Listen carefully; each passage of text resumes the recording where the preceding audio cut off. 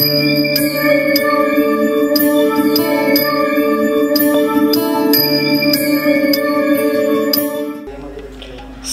భక్తి టీవీ ప్రేక్షకులందరికీ కూడా స్వాగతం సుస్వాగతం. ఈరోజు పంచాంగం ఆగస్టు 8వ తారీఖు 2024 సంవత్సరం గురువారం.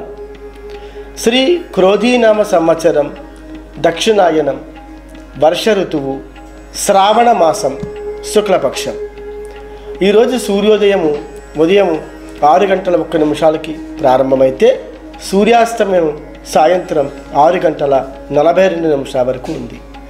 ఈరోజు తిథి చవితి, రాత్రి 12:37 వరకు ఈరోజు చవితి నడుస్తుంది. వర్జము ఉదయం 9:04 నుంచి ఉదయం 10:53 వరకు ఈరోజు వర్జం ఉంది. దుర్ముహూర్తము ఉదయం 10:14 నుంచి 11:05 వరకు దుర్ముహూర్తం ఉంది. మళ్ళీ మధ్యాహ్నము 3:19 నుంచి సాయంత్రము 4:09 వరకు దుర్ముహూర్తం ఉంది. రాహుకాలం మధ్యాహ్నం 1:56 నుంచి మధ్యాహ్నము 3:31 వరకు ఈరోజు రాహుకాలం ఉంది. ఈరోజు పంచాంగం సమాప్తం. నమస్కారం. సూర్యభక్తి టీవీ ప్రేక్షకులందరికీ కూడా స్వాగతం సుస్వాగతం. మనం ప్రతిరోజు కూడా గురోపదేశం అనే కార్యక్రమంలో ఏదో ఒక కొత్త అంశాన్ని గురించి, కొత్త విషయాన్ని గురించి మనం మాట్లాడుకుంటూనే ఉన్నాం.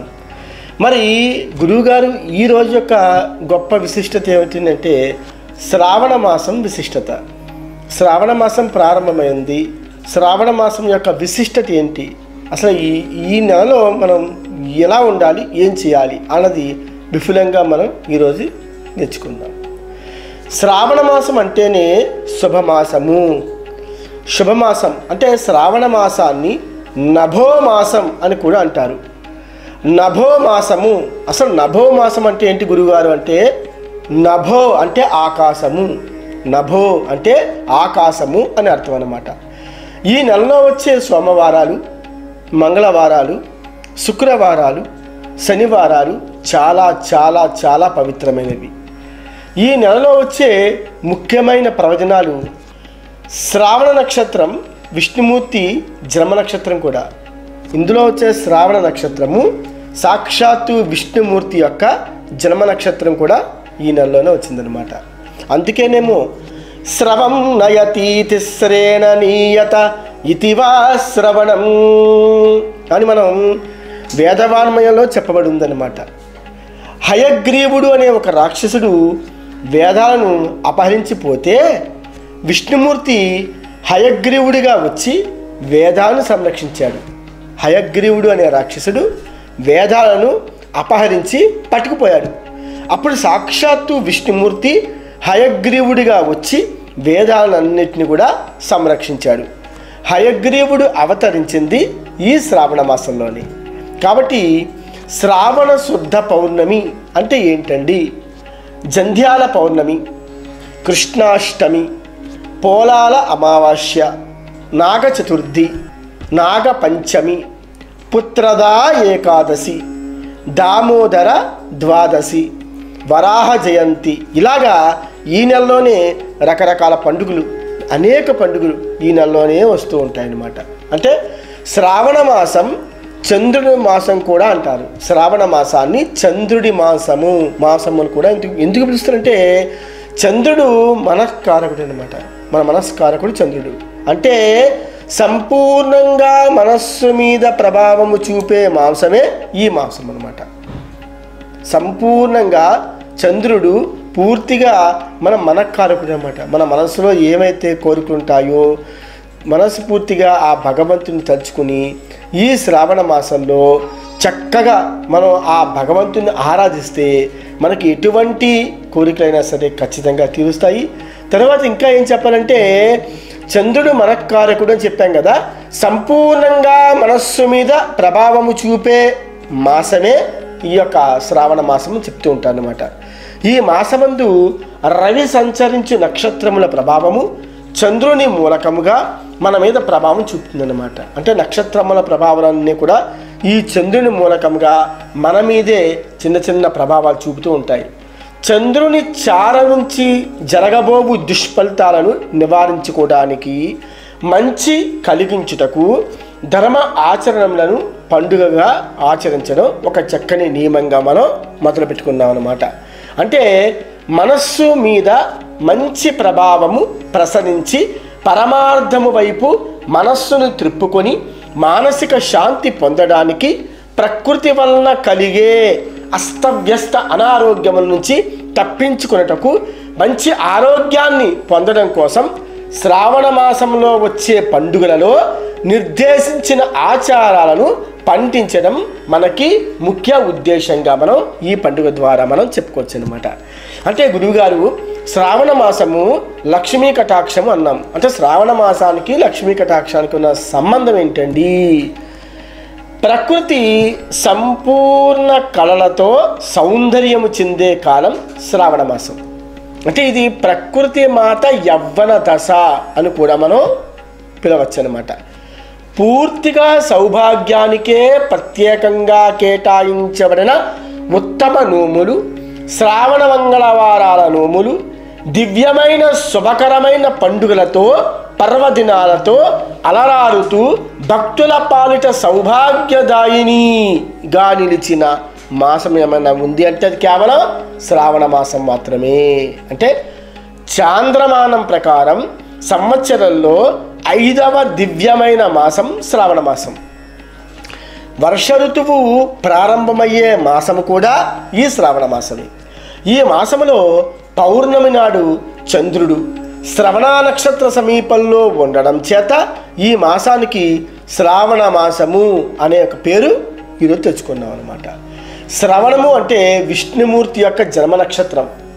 శ్రీ మహావిష్ణువుకు ఆయన దేవేరి శ్రీ మహాలక్ష్మీదేవికి అత్యంత ప్రీతికరమైన వివిధ వ్రతాలు, పూజలు ఆచరించడం వల్ల విశేష ఫలితములు, సకల సౌభాగ్యాలు ప్రసాదించే దివ్యమైన మాసమే ఈ శ్రావణ మాసము అని చెప్పుకోవచ్చు అనమాట.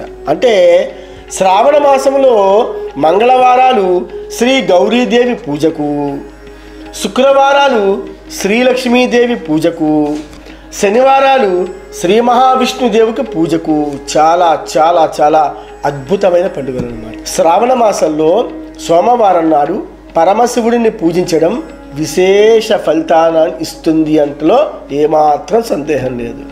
సోమవారం నాడు శివాలయంలో కానీ ఇంటిలో కానీ అభిషేకం చేయడంతో పాటు బిల్వదళములతోటి అర్చన కూడా చేస్తే చాలా మంచి ఫలితాలు వస్తాయి. భగవంతుడి యొక్క శ్రీకృష్ణుని జననం కూడా శ్రావణ మాసంలోనే జరిగింది. భగవంతుడి యొక్క మనకి ఈ శ్రీకృష్ణుని జన్మాష్టమి కూడా మనకి ఇంచుమించు ఈ ప్రాంతంలోనే ఈ టైంలోనే జరిగింది. కాబట్టి శ్రావణ మాసంలో చాలా చాలా చాలా చాలా గొప్పదైన మన వ్రతం కింద మనం చెప్పుకోవచ్చు అనమాట. అంతేకాకుండా భగవంతుడి యొక్క ఈ శ్రీకృష్ణుని జననం కూడా శ్రావణ మాసంలో జరిగింది అని చెప్తూ ఉంటారు. అంటే హయగ్రీవుడు, అరవింద యోగి వంటి పుణ్య పురుషులు ఈ శ్రావణ మాసంలోనే జన్మించారు. వర్ష ఋతువు, ఓషధులు, పంటలు, ధనధాన్యాలకి శుభకరమైనది ఈ శ్రావణ మాసం. ఈ కాలంలో దాడి చేసే రోగాలను దూరంగా పెట్టడానికి మనము కొన్ని ఆహార నియమాలన్నీ కూడా పాటిస్తూ ఉపవాసాలకు కూడా ప్రాధాన్యత ఇవ్వాలన్నమాట. అంతేకాకుండా దక్షిణాయానంలో దేవతల అనుగ్రహం భూమిపై ప్రసరిస్తూనే ఉంటుంది. ఈ మాసంలో మంగళగౌరి, వరలక్ష్మి వ్రతాలతో పాటు అందరి మదిలో మెదిలేది శ్రావణ పూర్ణిమ.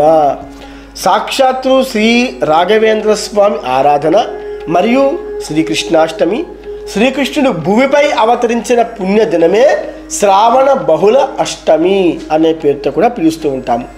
శ్రావణంలో గృహ నిర్మాణాన్ని ఆరంభించడం వల్ల సకల శుభాలు కలుగుతాయని మత్స్య పురాణం చెబుతోంది.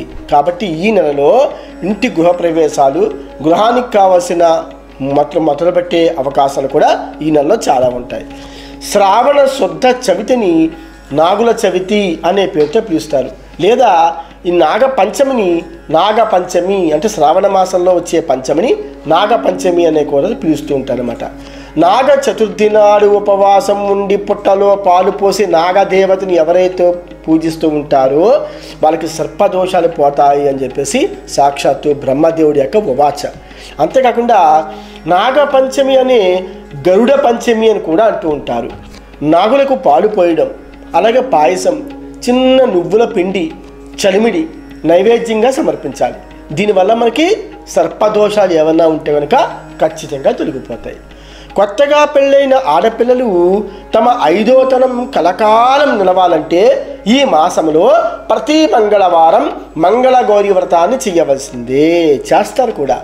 పెళ్ళైన సంవత్సరం నుంచి వరుసగా 5 సంవత్సరాల పాటు ఈ నోము నోచి చివరి సంవత్సరం ఉద్యాపన చేస్తారన్నమాట, శ్రావణ మాసంలో మాత్రమే. ఈ శ్రావణ పౌర్ణిమకు ముందు వచ్చే శుక్రవారము స్త్రీలు వరలక్ష్మి వ్రతాన్ని ఆచరిస్తారు. ఈ వ్రతం చేయడం వల్ల లక్ష్మీదేవి కృప కలిగి సకల శుభాలు కలుగుతాయని చెప్పేసి శాస్త్రవచనం, సాక్షాత్తు శాస్త్రం మాత్రమే అలా చెబుతూ ఉందన్నమాట. ఈ వ్రతాన్ని గురించి పార్వతీదేవికి శివుడు ఉపదేశించాడు. శ్రావణ పూర్ణిమను భారతావని మొత్తం ఎంతో పవిత్రంగా భావిస్తూ ఉంటారు. ఏడాదికి వచ్చే ద్వాదశ పూర్ణిమల్లోనూ శ్రావణ పూర్ణిమకు గల విశిష్టత ఎంత ఎంత ఎంత అంటే ఎంత చెప్పినా సరే ఇది పూర్తి అవ్వదన్నమాట అండి. కాబట్టి ఈ రోజున చేసే హయగ్రీవ ఆరాధన ఉన్నత విద్యను ప్రసాదిస్తుందన్నమాట. చదువుల తల్లి సరస్వతీదేవి, గురువు సరస్వతీదేవి యొక్క గురువుగారి పేరు హయగ్రీవుడు అని మనకి దేవీ భాగవతం కూడా మనకి ఇదే సూచిస్తూ ఉంటుందన్నమాట. శ్రావణ పౌర్ణమి నాడు రాఖీ పౌర్ణమ లేదా అంటే శ్రావణ బహుళ విధియ శ్రీ రాఘవేంద్ర స్వామి వారి యొక్క ఆరాధన తిథిగా మనం చెప్పుకుంటూ ఉంటున్నాం. ఈ తిథి ఈరోజు మంత్రాలయంలో శ్రీ రాఘవేంద్రుడు శరీరంగా సజీవంగా బృందావనంలోకి ప్రవేశిస్తారు అని చెప్పేసి అక్కడే అన్నమాట. అంటే రాఘవేంద్రులు కూడా ఈ యొక్క తిథి రోజు మంత్రాలయంలో బృందావన ప్రవేశాన్ని పొందారు అని చెప్పుకుంటూ ఉంటారు. లోకానికి భగవద్గీతను ప్రబోధించిన శ్రీకృష్ణ భగవానుడి యొక్క జన్మదినమే బహుళ అష్టమి, బహుళ ఏకాదశి, కామ్య ఏకాదశి, శ్రావణ అమావాస్యను పోలాల అమావాస్య. కాబట్టి ఈరోజు నిజంగా ఎన్ని చెప్పుకున్నా ఈ శ్రావణ మాసంలో ప్రతిరోజు తిథి పరంగా చెప్పుకుంటూ పోయినా సరే ఒక గొప్ప మాసం ఏమైనా ఉంది అంటే, ఒక స్త్రీకి సౌభాగ్యాన్ని కలిగించే మాసం ఏమైనా ఉంది అంటే అది కేవలం శ్రావణ మాసము అని చెప్పేసి ఖచ్చితంగా మనం చెప్పచ్చు అనమాట. ప్రతిరోజు విశేషదాయకమైన శ్రావణ మాసాన్ని మనం అందరము కూడా పాటిద్దాం. ఈ శ్రావణ మాసంలో వచ్చిన ప్రతి పండుగ నిత్య ఆరాధన శక్తిగా ఎంతో భక్తితోటి ఎంతో శక్తితోటి ఆ అమ్మవారిని మనం ఆశీర్వదిస్తే, మా అమ్మవారిని మనం పూజిస్తే ఖచ్చితంగా మోక్షాన్ని పొందుతామన్నది ఏమాత్రం అతిశయోక్తి కాదు అని చెప్పేసి మనం ఈరోజు తెలుసుకుందాం. ఈరోజు అంశంలో మనం గురు పూర్ణిమ గురుపదేశం అనే అంశంలో శ్రావణ మాసం యొక్క గొప్పతనం గురించి, ఆ రోజు వచ్చే ప్రతిరోజు యొక్క వివరాల గురించి మనం చక్కగా తెలుసుకున్నాము. ఈ తెలుసుకున్న అంశాన్ని మీరు 10 మందికి కూడా పంచిపెట్టండి, అందరికీ చెప్పండి. శ్రావణ మాసపు యొక్క లక్ష్మీదేవి యొక్క కరుణా కటాక్షలు మీ అందరికీ కూడా ఉండాలని కోరుకుంటూ సెలవు తీసుకుంటున్నాను. సెలవు.